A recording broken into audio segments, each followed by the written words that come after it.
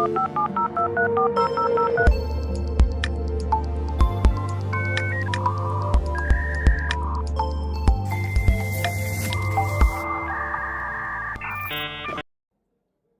afternoon. We are still broadcasting live from the ITWeb Security Summit. Today, we are joined by one of the well-known cybersecurity experts in South Africa. His name is Craig Rosewarne, who is the Managing Director of Wolfpack Information Risk. Welcome to ITWeb TV, Craig. Thank you, Moyo. This is now, I've attended 19 out of the 20 events. The one couldn't attend, I was overseas. So Is it? Okay. It's good innings. That's amazing, actually, Craig. Speaking of the 19 years that you have been here, what are the biggest trends? I also understand that you had a panel discussion talking about the world of cybersecurity over the past 20 years. What have you observed in these 20 years?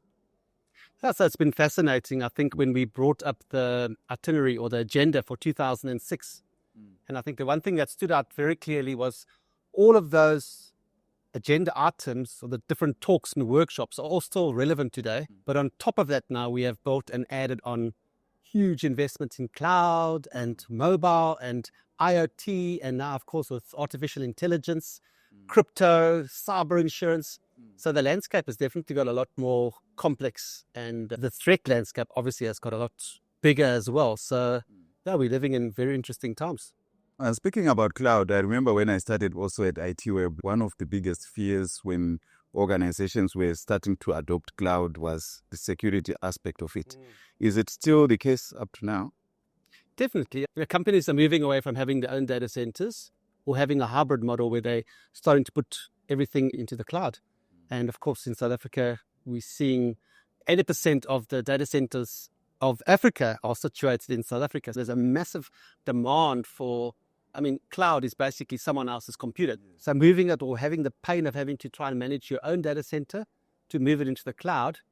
I think the good thing is a lot of the cloud providers have to have good security in place, and they have to be certified and things along those lines. So there's quite a strong assurance that they would be a lot safer than your own, trying to manage your own data center with a much smaller budget. But there's still all kinds of other risks, moving into the cloud that organizations now need to be aware of as well. Great stuff. Look, you also mentioned that I think one of the biggest theme here was artificial intelligence. Is it, some people have called it like a double-edged sword? It's definitely a double-edged sword. I think there's more advantages on the defender side because there's a lot of new business elements coming out, and there's a lot of good stuff to make the security governance side of things a lot easier. A simple example is needing to create a policy. So you can, through various prompts, create a very bespoke security policy or standard that is a lot more closer aligned to your organization's requirements than the old way of doing things. That's just one example. And a lot of the security tools have got AI built into them, as an example, to make your life a lot easier in terms of audits or assessments or responding to third-party risk requests, and also the monitoring of your infrastructure. There's definitely a huge investment. There's potential trillions of dollars market that AI can actually unlock. But we are definitely seeing a massive uptake in terms of the different types of threats or AI threat actors out there as well. Mostly, I would say, focused on the human psychology side of things. So giving you really good phishing emails or impersonation types of attacks. The thing that's quite scary for me is things always start off with good intentions, and where good security tools are created with good intentions, if those are taken away, for example, a penetration testing as a service type of AI-driven platform to test security in an ethical way, if that is turned around and used by hackers to hack large-scale environments, that's a scary thing to be aware of. Also looking back, Craig, at the last 20 years, what would you say are the biggest cybersecurity threats that we have faced over the past 2 decades? Cybersecurity is quite a complex, motivationally driven environment, and you've got to look at it at the micro level. Where South Africa has to a large degree been spared, if you compare us to countries like maybe Israel, America, India, for example, where maybe they have a lot more political or physical enemies. From a South African point of view, a little bit like Switzerland, quite neutral. We friends with the East, friends with the West. So we haven't seen that large-scale attacks from nation states against us. Yes. Our biggest problem has been cybercrime. Our biggest problem is crime, which has now morphed into cybercrime as well. So it's financially motivated attacks, and whether it's organized crime or small little groups operating, South Africa is still a wealthy country on the continent.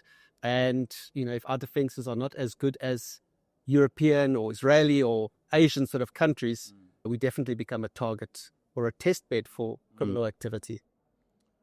Awesome. And just if you can briefly tell us, Craig, about Wolfpack Information Risk, like what exactly do you do there at Wolfpack, and what trends are you seeing from your company's point of view in the South African cyber landscape?